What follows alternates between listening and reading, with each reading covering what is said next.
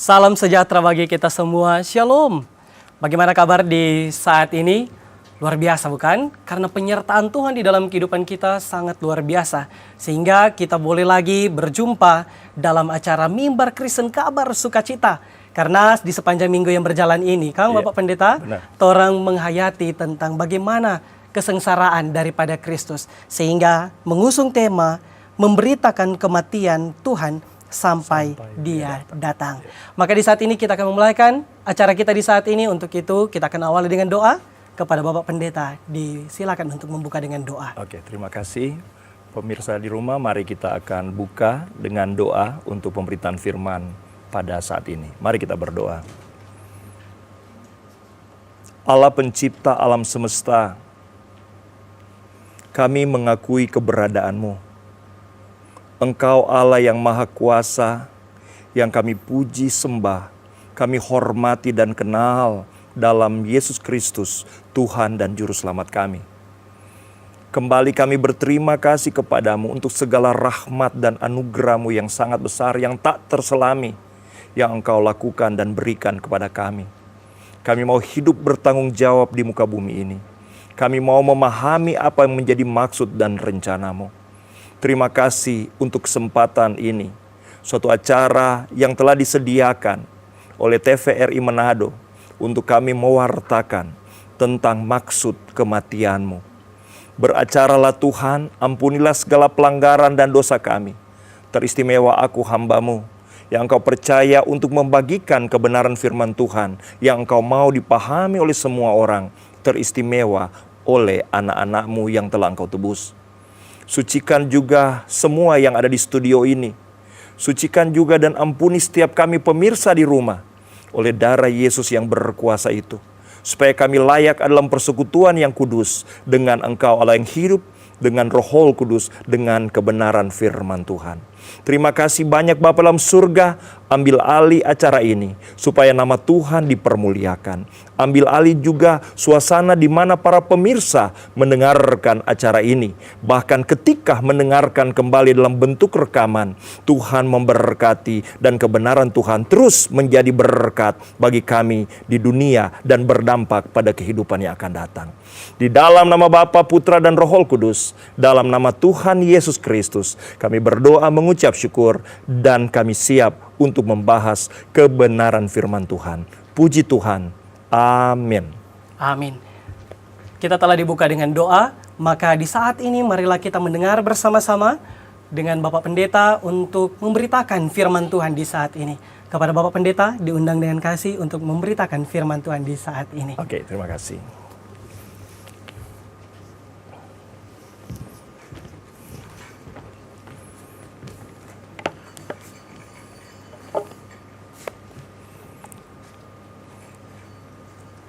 Shalom. Shalom. Damai di hati. Damai di hati.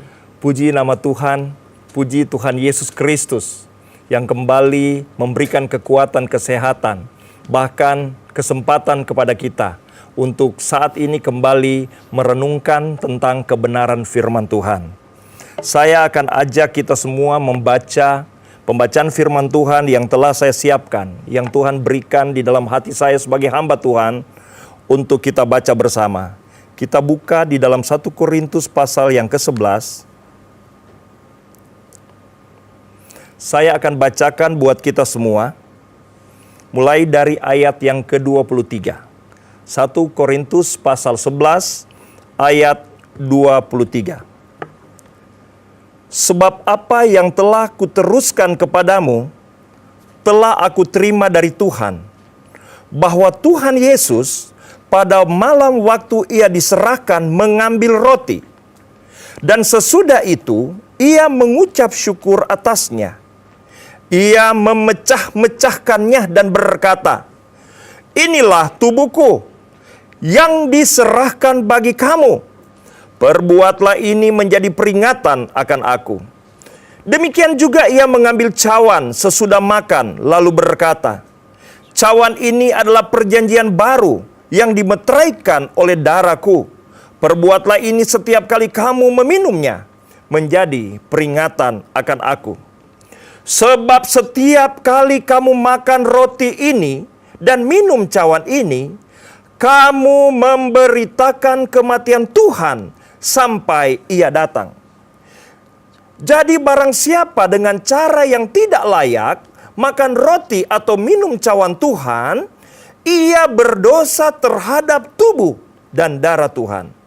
Karena itu hendaklah tiap-tiap orang menguji dirinya sendiri, dan baru sesudah itu ia makan roti dan minum dari cawan itu.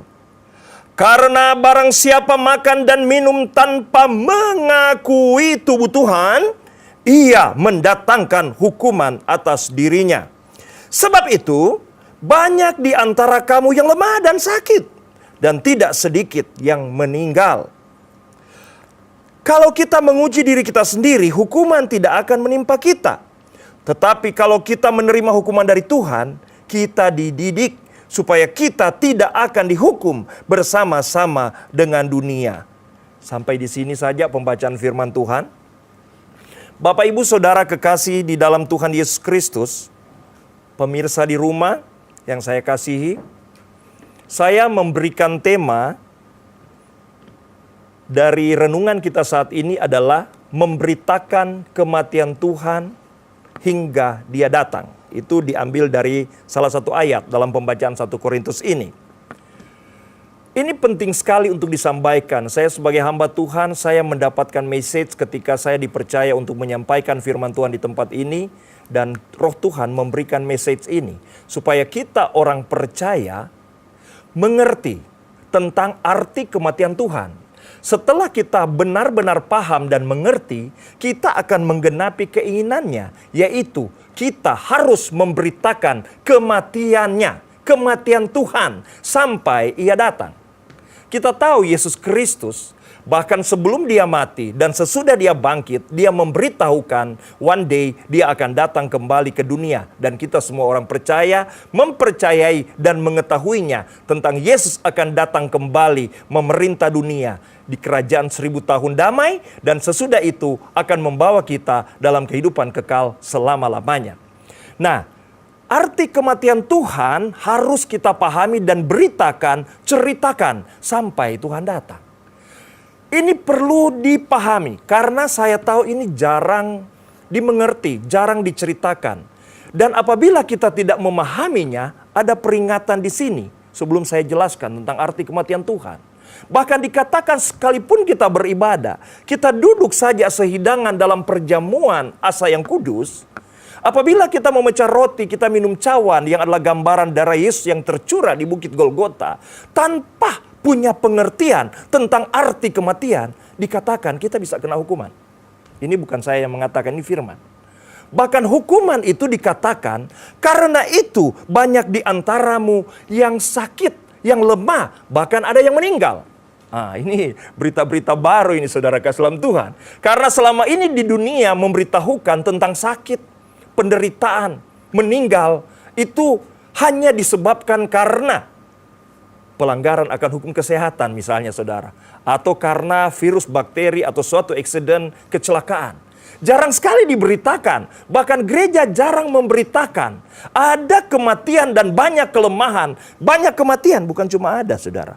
Bahkan banyak kematian yang disebabkan karena beribadah, bahkan duduk perjamuan, tetapi mengalami kematian cuma karena tidak memahami arti kematian Yesus di kayu salib. Saya tidak mau saudara kasih dalam Tuhan kita orang-orang yang percaya kepada Yesus, lama-kelamaan iman kita akan mulai gugur atau runtuh. Saya melihat ini di beberapa bangsa, seperti ketika saya melayani di Turki, di seluruh Eropa, saya melihat bagaimana kekristenan itu mulai melemah. Karena seolah-olah apa yang dijanjikan Tuhan tentang kesehatan, tentang darah Yesus yang menyembuhkan, sepertinya tidak mereka lihat. Bahkan sekarang dunia sedang mengarah untuk sehatnya manusia, terlalu menekankan pada aspek kesehatan. Itu tidak salah. Tetapi Alkitab berbicara kepada kita bahwa terlalu banyak kesakitan, kelemahan, bahkan meninggal disebabkan karena kesalahan perjamuan, karena tidak mengerti arti kematian. Karena ini harus dijelaskan saudara kasih dalam Tuhan. Oke saudara, jadi berita ini memang saudara sekalian dia penting. Dan ini harus kita pahami karena tugas kita orang percaya ini. Tugas kita di muka bumi bukan sekedar kita hidup, kita bekerja, kita menghidupi keluarga kita. Lebih dari itu, saudara kasih dalam Tuhan. Tugas kita adalah kita harus menceritakan arti kematian Tuhan sampai Ia datang. Bahkan supaya kita tidak mengenai hukuman. Sebaliknya, berkat-berkat Tuhan yang besar akan menyertai kita apabila kita memahami ini. Makanya kita minta kekuatan Roh Kudus untuk mengizinkan kita punya waktu mendengar, bahkan mengizinkan kita untuk bisa memahami kebenaran ini. Saudara kasih dalam Tuhan, saya akan bawa dulu dalam pengertian-pengertian. Ketika kita membaca judul ini saja, memberitakan kematian Tuhan, ini aja udah tanda tanya besar. Loh, kok Tuhan bisa mati? Gitu kan? Memberitakan kematian Tuhan. Kok Tuhan bisa mati? Ini harus kita pahami dari awal. Saudara kasih dalam Tuhan, Tuhan itu tidak mungkin mati. Tetapi ini diceritakan bagaimana Yesus yang adalah Allah menjelma menjadi manusia, ya. Dia harus mati sesuai dengan rencana Allah karena harus mengembalikan rencana Allah yang digagalkan di Taman Eden oleh si jahat. Ini dulu yang saya jelaskan dari awal. Dia menjelma menjadi manusia. Sebagai manusia dia mati, bukan keilahian atau ketuhanannya. Tetapi ketika Alkitab berkata, Pak Petrus berkata bahwa kamu telah menyalibkan dia. Yesus yang telah dijadikan Tuhan. Nah, perhatikan kata-kata ini harus dipahami juga. Ada orang yang tidak mengerti, wah Yesus itu tiba-tiba jadi Tuhan. Sebenarnya bukan tiba-tiba jadi Tuhan. Dia memiliki keilahian, ketuhanan itu sebelum dunia dijadikan. Itu kata Alkitab. Makanya dikatakan ketika dia menjelma menjadi manusia untuk melakukan karya penebusan, menyelamatkan manusia, ia meninggalkan kemuliaannya. Kemuliaannya itu adalah ketuhanannya, keilahiannya. Karena dia datang ke dunia, dia menjadi manusia. Karena kalau dia tidak manusia, dia tidak bisa menyelamatkan kita. Menyelamatkan umat manusia dibutuhkan daging yang tak berdosa dan darah. Sementara semua manusia itu sudah ada dalam keturunan Adam. Mengalir darah yang berdosa. Tubuhnya tubuh yang berdosa. Tidak mungkin darah manusia, tubuh manusia dikorbankan untuk menyelamatkan manusia berdosa. Allah harus menyelamatkan manusia. Cuma persoalannya, Allah tidak memiliki tubuh dan darah. Karena itu dia harus bernuzul. Dia harus menjelma menjadi manusia. Ini harus kita pahami. Nah, dia menjelma jadi manusia sehingga dia mati sebagai manusia. Tetapi keilahiannya tetap ada. Kalau boleh saya ingin meminjam apa yang diceritakan atau dipahami oleh saudara-saudara kita yang sedang merayakan puasa saat ini. Saya cuma meminjam aja untuk mendapatkan analogi supaya kita orang Kristen bisa mengerti.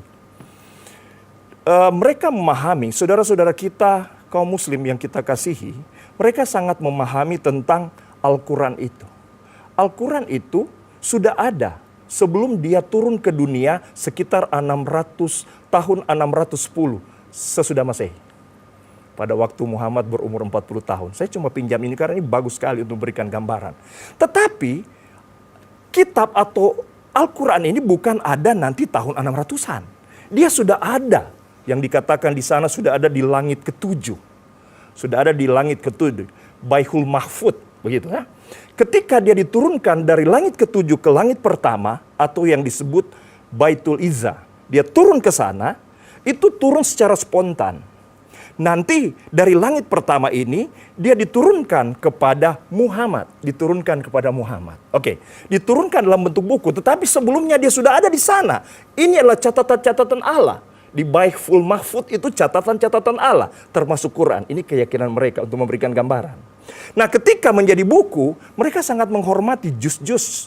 Karena mereka mengakui bahwa ini adalah perkataan Allah. Wah, ini kita harus patut teladani. Mereka sangat menghormati ini. Sehingga menjunjung tinggi. Tetapi ketika kitab Allah yang ada di langit pertama turun ke langit ketujuh, dia menjadi membuat buku. Nah, sebagai buku ini kalau kena air, dia bisa rusak. Kalau buku ini kena air atau terbakar, bisa terbakar. Tetapi apakah firman Allah yang ada di Baihul Mahfud itu akan terbakar? Tentu tidak. Karena firman itu kekal. Kalimat tuala dari Allah itu kekal. Jadi yang terbakar adalah covernya, yang rusak cover. Tetapi keilahian atau firman itu tidak akan rusak. Nah, demikian juga tentang Yesus. Yesus itu kata Yohanes pada mulanya adalah firman. Kalimat Allah. Dia bersama-sama dengan Allah dan firman itu adalah Allah. Untuk melakukan karya penebusan, firman itu menjelma atau bernusul menjadi manusia. Jadi kepada saudara-saudara kita yang kita pelajari, mereka menjadi buku. Kalau kita menjadi manusia. Bagi Allah tidak ada yang mustahil. Karena untuk melakukan karya. Jadi saudara kasih perhatikan, ketika Allah menjadi manusia, dia mati di kayu salib. Bukan Allah atau Ilah atau Tuhan mati, bukan. Manusianya, kalau di dalam buku, bukunya yang rusak, tubuhnya yang hancur, tetapi keilahiannya tetap ada. Makanya dalam 1 Petrus pasal 3, ketika dia mati, rohnya pergi menginjil di alam maut, yaitu orang-orang yang hidup sampai di zaman Nuh yang tidak taat. Allah tidak mungkin mati, Tuhan tidak mungkin mati. Kalau Petrus mengatakan Yesus yang kalian salibkan itu sudah dijadikan Allah Tuhan, artinya keilahian dan kekuasaan kurios itu dikembalikan. Karena waktu dia menjelma jadi manusia, dia benar-benar 100% manusia, tapi punya keilahian. Untuk menebus manusia dia mati. Dan bahasa yang digunakan dijadikan Tuhan, jadi seolah-olah Yesus itu jadi Tuhan pada abad pertama, bukan. Dikembalikan. Setelah dia melakukan karya penebusan, mengembalikan rencana Allah, mati untuk umat manusia, dia naik ke surga. Tidak ada manusia biasa, saudara kasih dalam Tuhan, sebelum dia mati, dia sudah kasih tahu dia akan mati. Bahkan sebelum dia naik, dia bilang, aku akan pergi. Bahkan dia bilang, kalau aku sudah sampai di sana, aku akan curahkan Roh Kudus.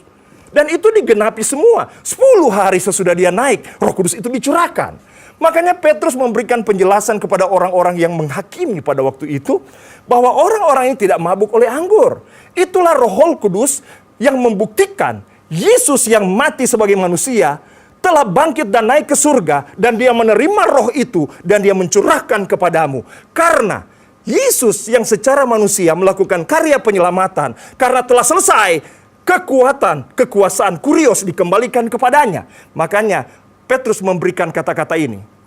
Yesus yang kau salibkan itu, yang telah ditentukan Allah, telah dijadikan Tuhan. Bukan baru jadi Tuhan abad pertama. Dia sudah Allah. Secara manusia, nama Yesus bisa digunakan. Makanya, kalau dulu orang mengenal nama Allah, Yahweh, Yehuwa. Di dalam Yohanes Yesus bilang, permuliakanlah namamu. Yaitu namamu yang engkau berikan kepadaku. Kemuliaan itu akan mulai terjadi, saudara kasih dalam Tuhan. Ketika dia menyelesaikan karya penebusan, dia rela tinggalkan kemuliaan. Dia bangkit naik ke surga, menerima Roh Kudus, dan mencurahkan kepada kita orang percaya. Membuktikan bahwa dia Allah yang menjelma dan karyanya sudah selesai. Dan dia menerima kembali kemuliaan. Dia disebut Tuhan. Makanya orang sakit, orang mati, apapun juga kalau disebut dalam nama Yesus, kuasa kegelapan bisa lari. Itu kuasa. Sehingga kalau kita menyebut Yesus, itu tidak salah. Karena nama ini sudah dimuliakan. Karena sebagai manusia, nama ini telah menyelesaikan karya Allah. Jadi saudara kasih dalam Tuhan, ini harus dipahami saudara kasih dalam Tuhan. Jadi kalau ada bahasa di sini berkata, kita harus memberitakan kematian Tuhan. Sudah paham kita, bukan Tuhannya yang mati, manusia. Kurios dikembalikan. Oke, jadi saudara kasih dalam Tuhan, apa tujuan kematian Tuhan? Ini, kok kenapa Allah mesti repot-repot mati? Nah, ini harus kita pahami. Kalau ingin memahami maksud kematian Tuhan, selama ini orang Kristen hanya percaya Yesus mati untuk menebus dosa. Terus terang sebagai hamba Tuhan yang saya pelajari selama 36 tahun saya melayani Tuhan, kalau kita orang Kristen hanya memahami Yesus mati untuk menebus dosa, itu baru 1/4 dari berita Allah. Karena begini, Allah sudah punya rencana sebelum dunia dijadikan. Jauh sebelum Allah menjadi manusia. Allah sudah punya rencana melalui manusia. Perhatikan rencananya. Di dalam Kejadian 1 ayat 26 dikatakan begini. Marilah kita menjadikan manusia menurut gambar dan rupa Allah, supaya mereka berkuasa. Berkuasa itu menunjukkan satu pemerintahan, satu kekuatan. Seperti bangsa yang berkuasa, kerajaan yang berkuasa. Jadi sebenarnya Allah ingin menggunakan manusia supaya mereka berkuasa atas semua ada yang di bumi. Mengalahkan musuh-musuh Allah. Karena apa? Sebelum manusia diciptakan, ditempatkan ke bumi, si Lucifer, si iblis, malaikat yang memberontak sudah dibuang ke bumi. Nah, harus kita pahami saudara-saudara ya. Kalau Allah menciptakan manusia, kenapa Allah ciptakan manusia? Dia sudah tahu di bumi ada si penggoda, si setan. Kenapa tidak diciptakan saja kita ditempatkan di planet lain seperti Mars? Ada maksud Tuhan. Ini yang gereja harus pahami. Jadi kita memahami arti kematian Tuhan, kita harus melihat sejarah sebelum di dunia jadikan. Dalam Efesus pasal 3 ayat 8-9 Anda bisa baca di rumah. Pemirsa bisa perhatikan di situ Rasul Paulus menceritakan, kepadaku dibukakan rahasia Allah yang telah bersembunyi berabad-abad. Sekarang akan dinyatakan. Dan dikatakan di situ, Allah mau berbicara kepada dunia melalui gereja atau melalui jemaat. Harus pahami dulu. Berbicara itu bukan kita berbusa-busa berbicara. Berbicara itu lewat sikap, lewat kelakuan. Salah satu yang Allah ingin bicarakan adalah bagaimana Allah itu kasih dalam hidup kita kasih. Bagaimana Allah itu damai. Kita menjadi orang Kristen pembawa damai. Bukan cuma damai di hati. Damai di lingkungan keluarga, di negeri di mana kita berada. Pembawa damai. Kemudian, maksud dari kematian Tuhan adalah untuk menceritakan bahwa salib Yesus dan pelayanan orang percaya mampu menunjukkan kesatuan dalam tubuh Kristus. Supaya kita memiliki otoritas. Ini akan dipertontonkan. Karena kalau kita lihat lembaga-lembaga yang di dunia, apakah dia bangsa, apakah dia komunitas, apapun juga. Kadang-kadang cuma secara legalitas itu satu keikatan, kekuatan. Tapi sebenarnya ada perpecahan di sana. Ada persaingan, ada iri dan dengki. Contoh, kalau sekarang seseorang jadi wakil apakah dia punya ambisi one day dia harus jadi ketua. Oh gitu, itu. Dan itu diceritakan di dalam Alkitab. Ketika Raja Nebukadnezar, dia mendapat mimpi patung yang besar. Dia melihat patung yang kepalanya terbuat dari emas, kemudian badannya terbuat dari perak, dari tembaga, kemudian dari besi bercampur pasir di 10 jari. Ini sebenarnya menunjukkan ada bangsa-bangsa besar di dunia yang mampu menjajah Israel. Israel itu suatu bangsa yang disertai Tuhan luar biasa. Tetapi karena satu hal Tuhan izinkan mereka bisa dijajah oleh bangsa-bangsa lain. Nah, waktu zaman Babel 500-an tahun yang lalu sebelum Yesus, digambarkan kerajaan Babel itu bagaikan emas yang bisa menjajah. Dan mereka menjajah Israel sehingga banyak yang dibuang ke sana, termasuk Sadrak, Mesak, Abednego, dan Daniel. Ini kekuatan. Tetapi Tuhan bilang, kekuatan-kekuatan ini walaupun hebat, itu kalau dibandingkan dengan kekuatan yang hendak dipimpin oleh Yesus di muka bumi, kerajaan atau gereja yang hendak dia bangun, itu tidak ada apa-apanya. Karena diperlihatkan, ketika patung besar itu berdiri, si Nebukadnezar melihat batu yang besar. Ya kan, ingat waktu sekolah minggu ya. Menggelinding. Rahasia dalam Daniel pasal 2 diceritakan, batu besar itu adalah bangsa, kerajaan yang hendak didirikan Tuhan di muka bumi. Perhatikan. Bukankah Kejadian 2 berkata bahwa Allah menjadikan manusia supaya manusia memerintah bumi? Ada suatu kerajaan. Kerajaan Tuhan bukan ada wilayah seperti kita saat ini. Makanya ketika mereka menangkap Yesus, Yesus bilang kerajaanku bukan di dunia ini. Kerajaan Tuhan itu bukan sesuatu yang punya wilayah diakui. Bukan. Kerajaan ini alam roh. Karena di dunia ini ketika Adam dan Hawa jatuh dalam dosa diperintah oleh kerajaan iblis. Allah ingin merebut pemerintahan ini. Itu yang disebut kerajaan Allah. Bukan peperangan jasmani. Kerajaan iblis adalah kerajaan perpecahan, iri, dengki, persaingan, kesombongan, persinahan. Kerajaan yang mau ditegakkan Allah walaupun di tengah-tengah kerajaan iblis adalah kerajaan damai, sejahtera, sukacita. Damai sejahtera. Ini saudara yang akan ditegakkan. Makanya Yesus berdoa. Di dalam doanya berkata begini. Datanglah kerajaan. Apakah kerajaan itu? Kehendakmu di surga, jadi di bumi. Nah, mampukah kita orang percaya? Ini tugas kita. Jadi sekali lagi saya kasih tahu dari awal, kita dipanggil Tuhan untuk memerintah. Memerintah bumi artinya nilai-nilai kerajaan surga. Kita tampilkan nilai damai, sejahtera, sukacita. Jadi saudara, arti kematian Tuhan ini luar biasa harus kita pahami. Sedikit saya kasih tahu ya di garis besar, mudah-mudahan kita cukup waktu. Saya kasih pertanyaan sedikit, apakah saudara-saudara di rumah bisa memahami kenapa malaikat yang dipercaya Tuhan yang namanya Lucifer, pemimpin paduan suara yang ada di sana, bisa dibuang ke muka bumi? Why? Alkitab berkata, malaikat itu sebenarnya cemburu. Karena Allah ingin menciptakan manusia, memerintah bumi. Seolah-olah posisi malaikat akan menjadi posisi nomor 3. Allah manusia. Dan itu memang dinyatakan sekarang. Di dalam 1 Korintus pun dikatakan, hai kamu gereja, bagaimana kamu tidak bisa mengurus urusanmu? Tidak tahukah kamu bahwa kamu ini akan memerintah malaikat? Jadi Allah akan mengembalikan. Mulai karya Yesus, Allah akan kembalikan rencana Allah yang mulia kepada manusia. Manusia akan memiliki posisi. Dan one day, bahkan saat ini kita mulai rasakan malaikat itu menjadi pelayan manusia. Begitu saudara kasih, malaikat Jibril membawa berita, malaikat Mikael, malaikat peperangan rohani, mereka akan jadi pelayan. Lucifer saja yang tidak mau terima. Sepertiga malaikat di surga itu dihasut oleh Lucifer untuk melawan kekuatan Allah. Dan mereka dibuang ke bumi. Dan Allah ingin menciptakan manusia untuk memerintah bersama-sama dengan Allah. Ini kalau mau didalami masih agak panjang, tapi saya kasih gambaran. Malaikat pertama dibuang di bumi menjadi Satan karena dia tidak setuju dengan rencana Allah. Oke, jadi saudara kasih dalam Tuhan, kenapa Allah harus jadi manusia? Karena ketika Allah menciptakan manusia menurut gambar dan rupa Allah, ya, menurut gambar dan rupa Allah itu sebenarnya bukan esensinya. Dia punya sikap sabar, dia punya sikap kasih, itu baru kulit. Allah memberikan hak bebas kepada manusia. Allah mau dia memakan buah pohon kehidupan. Buah pohon kehidupan itu yang disebut Zoe dalam bahasa Yunani. Itulah Yesus. Jadi waktu Yesus mati, dia melakukan saja dua karya. Menebus manusia dari pelanggaran dan dosa, dan supaya keluarnya Zoe. Makanya Yesus berkata, aku adalah makanan, aku adalah minuman. Tetapi bagaikan benih gandum. Tidak mungkin benih gandum akan menjadi banyak kalau kulit arinya tidak membusuk. Makanya Yesus harus mati. Supaya buah pohon kehidupan atau esensi ilahi, benih ilahi masuk. Itu yang disebut kelahiran kembali. Nah, ini harus kita pahami saudara kasih dalam Tuhan, ya. Makanya ketika Adam dan Hawa jatuh dalam dosa, perhatikan. Tuhan mau mereka makan buah pohon kehidupan, tapi iblis mengalihkannya. Ketika mereka bersalah, mereka mati, rohaninya mereka mati. Tuhan perintahkan malaikat, tutup jalan ke pohon itu. Karena untuk bisa memakan lagi buah pohon kehidupan, harus ada darah yang tercurah. Tutup dengan pedang.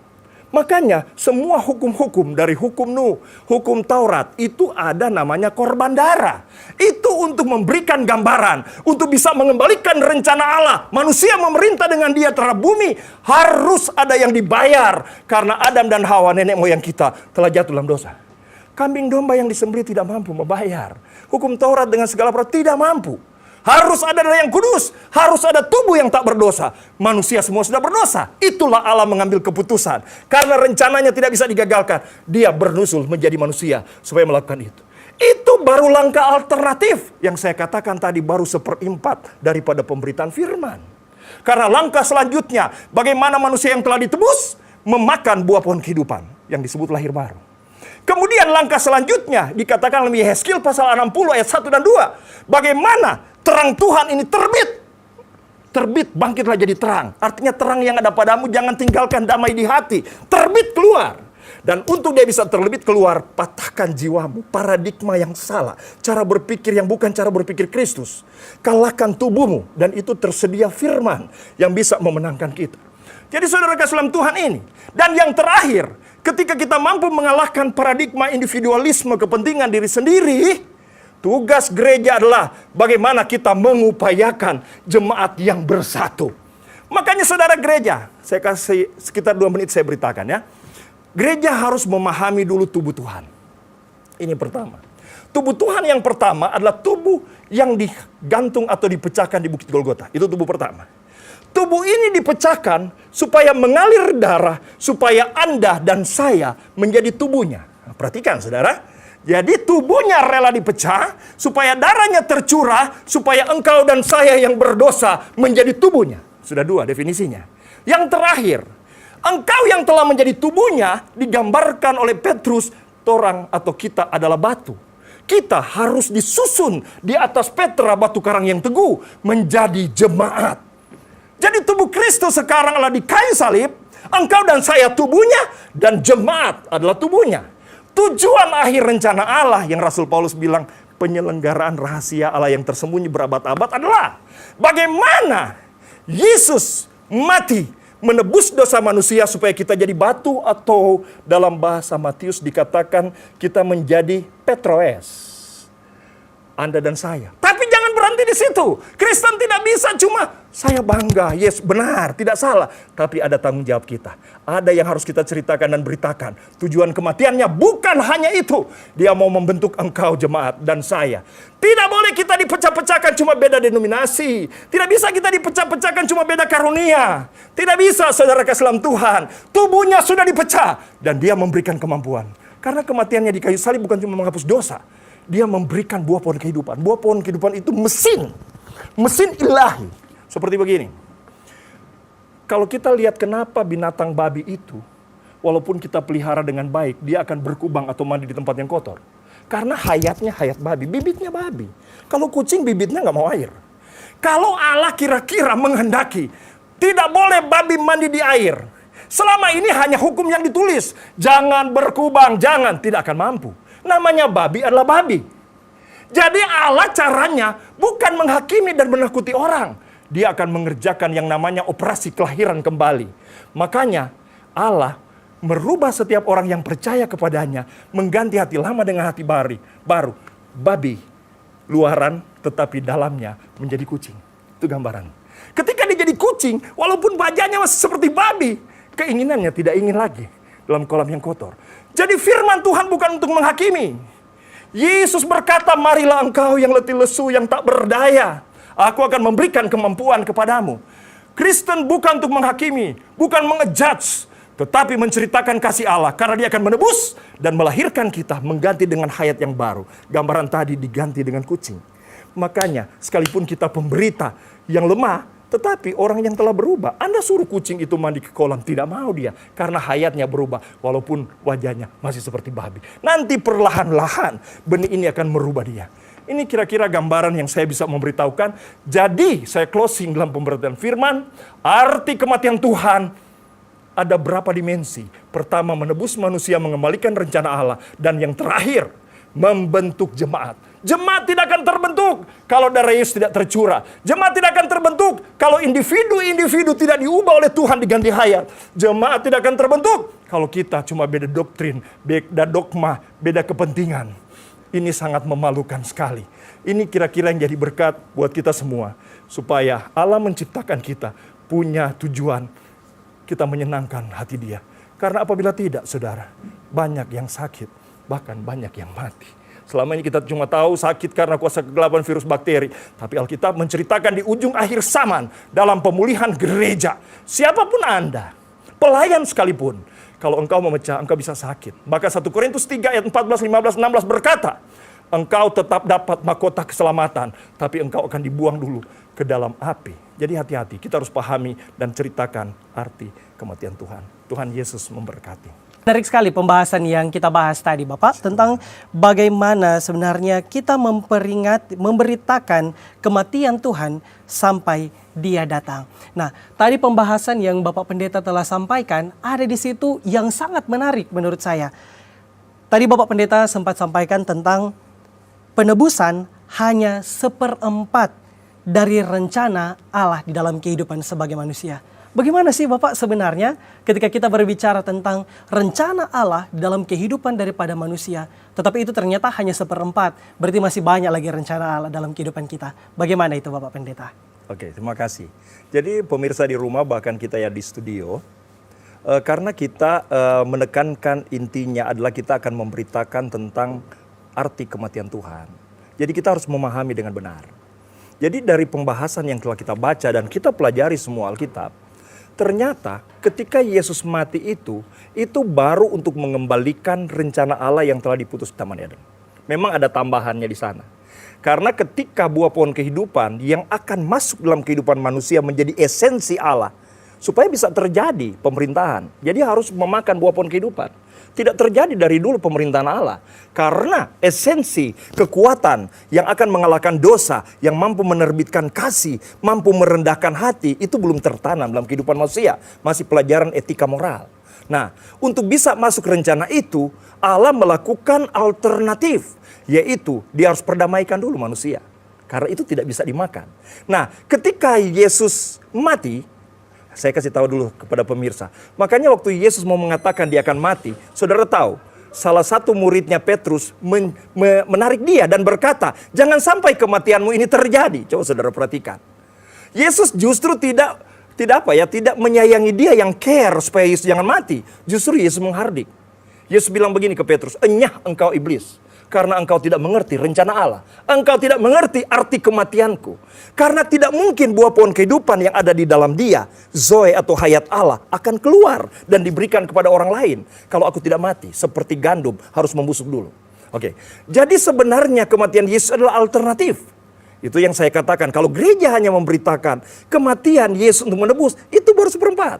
Karena lanjutannya adalah sesudah Yesus mati, dia bangkit, hayat Allah atau benih ilahi dihembuskan kepada manusia. Dan itu dinubuatkan di Yehezkiel pasal 36. Habis Tuhan tahirkan dengan darah yang kudus, aku mengganti hati lama dengan hati baru.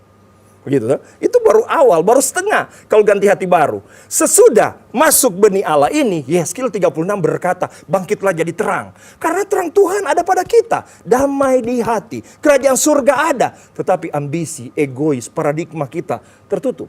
Tugas kita adalah bagaimana air yang segar ini bisa keluar.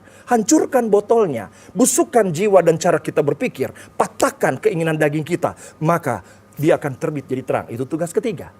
Nah, jadi terang itu artinya bagaimana kerajaan Allah mulai kita sebarkan pada diri kita, pada lingkungan kita, damai, sejahtera, sukacita. Kita bukan cuma mensukseskan, kalau bicara sejahtera kan ini ukuran dompet. Bukan cuma memikirkan kitanya sejahtera. Negeri di mana kamu berada, upayakan kesejahteraan negeri. Ini tidak gampang, ini tugas. Dan cara-cara inilah yang akan dipertontonkan Tuhan kepada dunia.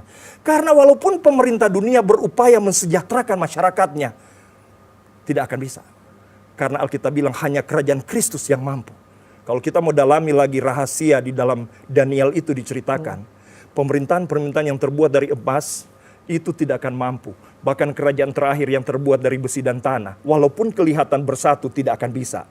Karena persatuan mereka hanya persatuan dagang. Hanya kepentingan sendiri.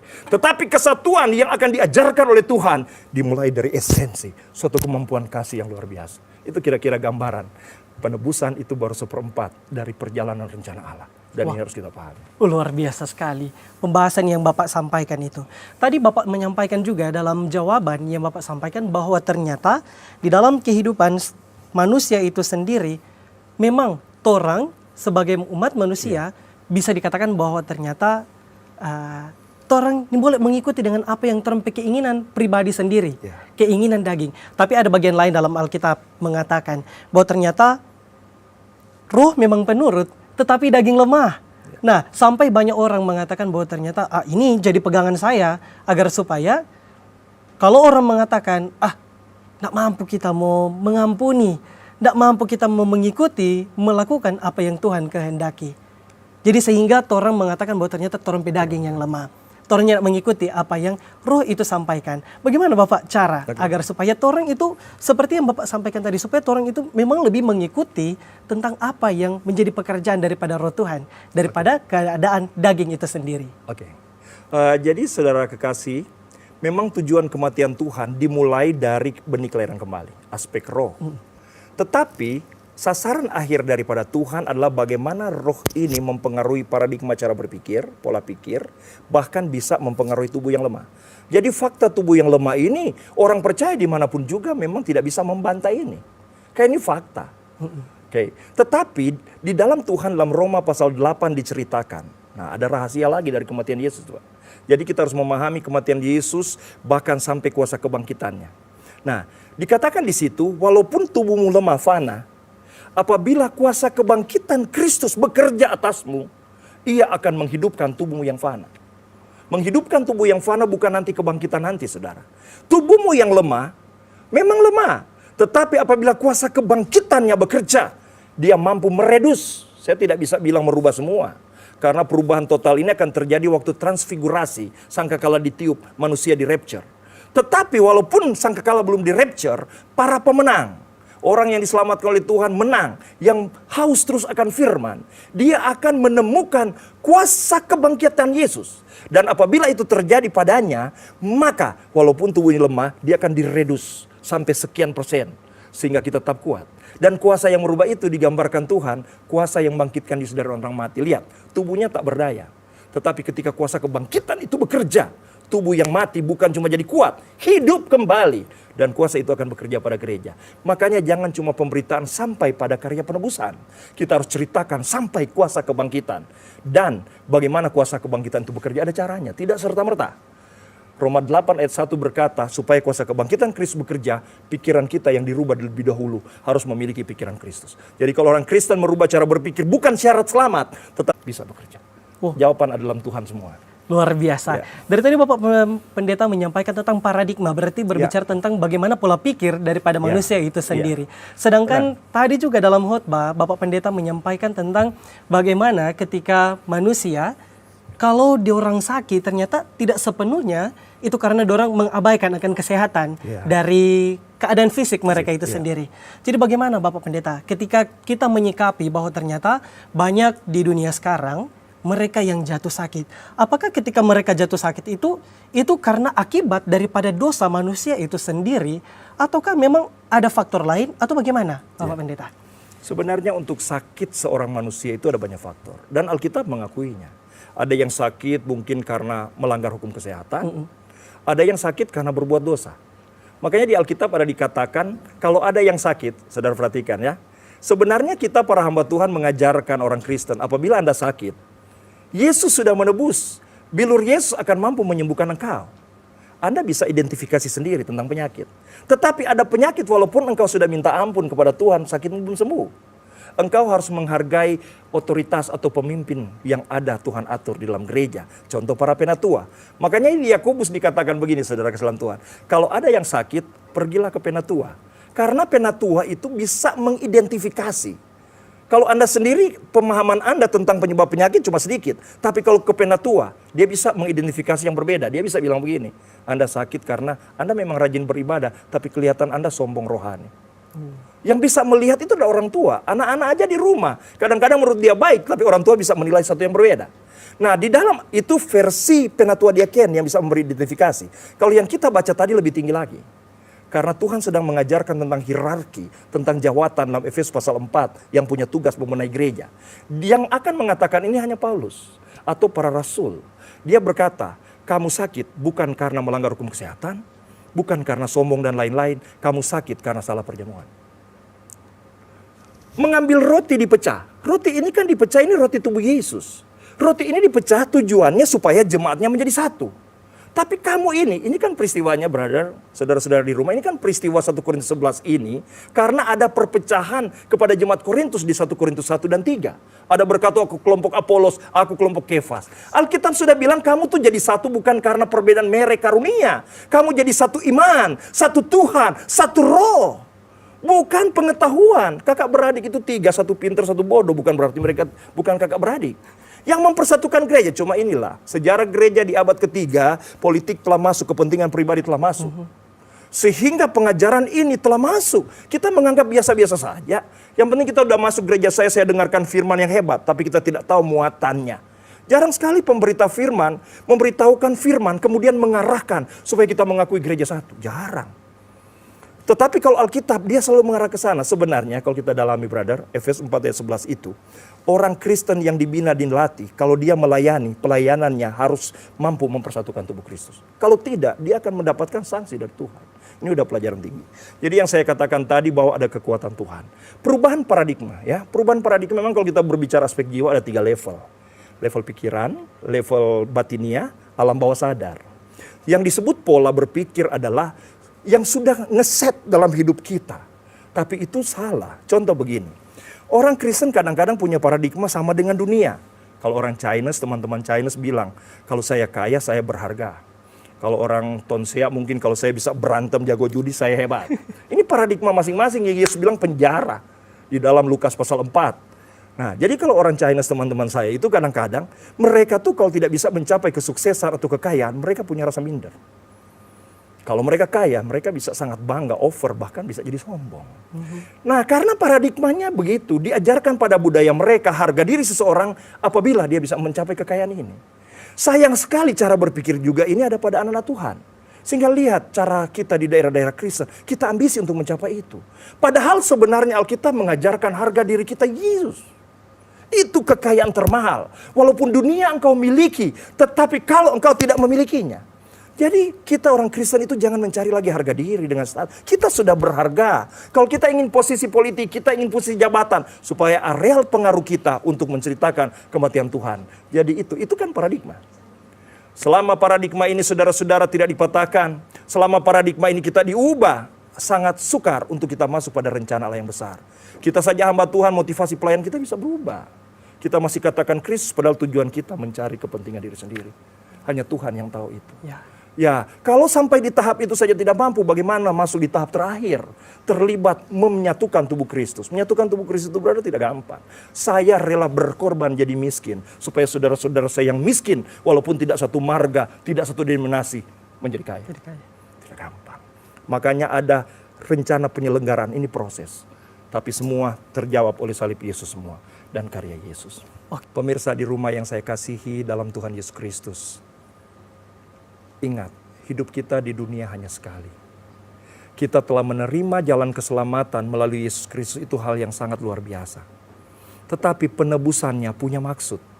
Kematiannya punya tujuan. Bukan saja menebus dosamu supaya engkau dan saya jadi layak di hadapan Tuhan. Tetapi ada langkah kedua, benih kelahiran kembali. Itu langkah kedua, bisa masuk. Ada kemampuan. Makanya jangan jadi Kristen KTP. Jadi Kristen yang benar-benar merasa membutuhkan Dia dan berserah. Supaya ada terjadi kelahiran kembali. Kalau Anda tidak mengalami kelahiran kembali, impossible Anda mampu menerbitkan damai atau kasih itu kepada banyak orang. Apalagi paradigma Anda dan saya masih punya paradigma persaingan, iri dengki, tidak mungkin Anda rela berkorban. Tetapi apabila benar-benar Anda pahami maksud kematian Tuhan, ada penebusan, ada kekuatan dari dalam, dan Anda berusaha merubah paradigma lewat kebenaran firman Tuhan yang disampaikan oleh para pendeta. Jangan cuma dengar, berubah, memperbaharui. Anda akan dipercaya Tuhan memiliki kekuatan untuk mengalahkan, membuat, meredus keinginan daging yang terlalu kuat menjadi sekian persen. Supaya Anda bisa layak membangun jemaat. Anda berkorban. Bahkan ada ayat bilang ada orang sudah berhemat luar biasa. Karena ingin kaya, ingin dipuji. Tapi akhir hidupnya Tuhan bisa akan habis. Tuhan bisa izinkan dia berakhir di penjara. Tuhan bisa izinkan. Karena bukan dengan cara-cara Tuhan. Tetapi kalau cara Tuhan, Anda tidak punya uang. Tapi Tuhan bilang, engkau sudah pernah dengar berita? Ada yang berhemat luar biasa habis. Tetapi orang-orang yang mengikuti rencana Allah menebar-nebar bertambah-tambah. Mampu menebar bukan karena mencalonkan diri. Tapi kekuatan surga. Ini yang sebenarnya saudara-saudara di rumah harus kita pahami. Allah punya rencana yang besar. Jangan pernah menyalahkan rencana Allah. Kita yang harus introspeksi diri. Why? Kenapa saya mengalami sakit? Kenapa saya tidak diberkati? Kenapa? Banyak hal.